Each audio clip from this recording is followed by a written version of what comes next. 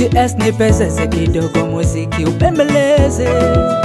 Yani kabla sijasoma niwaulize, naomba tarumbeta kidogo muziki upembeleze. Kwani Malaki anasemaje? Nawe unafanyaje? Ukiwa mwizi utaponaje? Unauliza naibaje? Mbona mnanibia Mungu wenu? Kama mngenijua ziko wapi sadaka zenu? Mbona mnanibia Mungu wenu?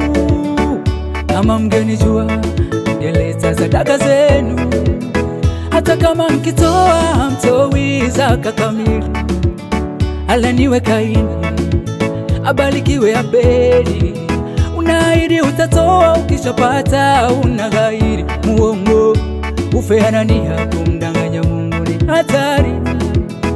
Je, ni wakati waninyikuka kwenye nyumba nzuri zenye choka? Ikiwa nyumba ya Mungu iko hali ya kuharibika, roho inauma kabisa, nachoka. Fungu la 10 unakula, zaka unakula, malimbuko unakula, halafu unataka baraka. Kwa waganga ulazimishwi na mtu, unatoa mwenyewe. Na unasema mali ulizo nazo ni nguvu zako mwenyewe. Mnanibia mimi ni mwizi, we ni mwizi tu. Mnanibia mimi ni mwizi, we ni mwizi tu. Mnanibia mimi ni mwizi, we ni mwizi tu.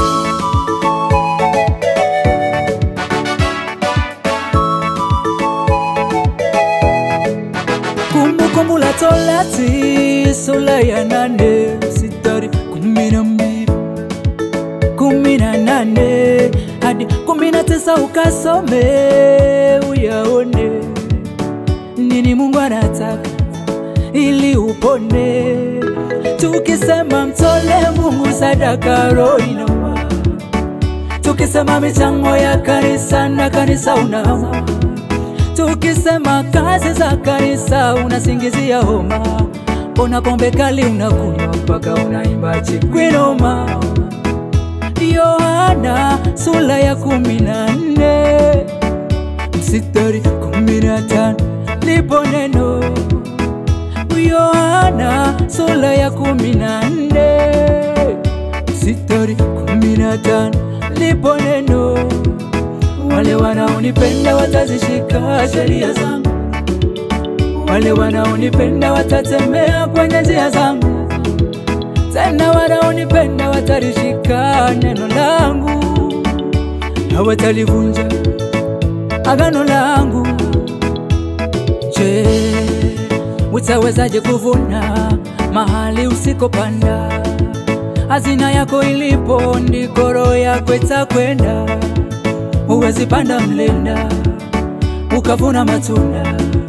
Mungu anakupenda ghairi unapokwenda. Peleleza moyo wako, kama mwizi unajijua. Tena linda sana roho yako. Kuliko yote ninakwambia, kwa waganga ulazimishwi na mtu, unatoa mwenyewe. Na unasema mali ulizo nazo ni nguvu zako mwenyewe. Malaki Mungu analalamika, mnanibia usiyetoa sadaka kwa Bwana, we ni mwizi. Malaki 3 mstari wa 8, usiyetoa fungu la 10, we ni mwizi. Malaki Mungu analalamika, mnanibia mimi, we ni mwizi. Acha kumuibia Mungu ili ubarikiwe,